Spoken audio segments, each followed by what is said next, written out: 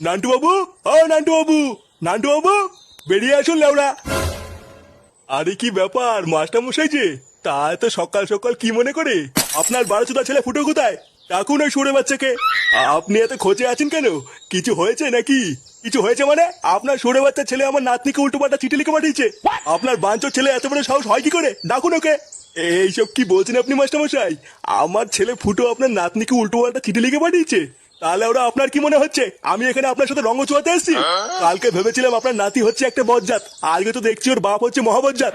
কিন্তু মাস্টার মশাই আপনি যা বলছেন একটু ভেবে বলছেন তো? ভেবে বলছি মানে আমি স্পষ্ট বাড়ি থেকে চিঠি পড়ে এসেছি। আপনি কি আপনার ছেলেকে ডাকবেন নাকি ঘরে ঢুকে সেটা ভাঙবো? ইয়ে মানে আমার ছেলে তো এখন ঘরে নেই, ক্লাবে গেছে। চলুন আমি আপনাকে নিয়ে যাচ্ছি। হ্যাঁ হ্যাঁ চলুন চলুন।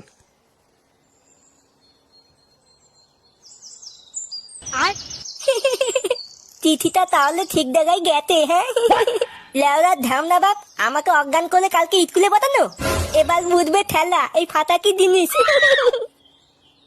ফুটো, ফুটো, ফুটো। এ কি বাবা তুমি এখানে? এই বাঞ্চের ছেলে, তুই আমার নাতনিকে কি লিখেছিস? চোরের বাচ্চা, তোর এত বড় সাহস! কি লিখেছি মানে?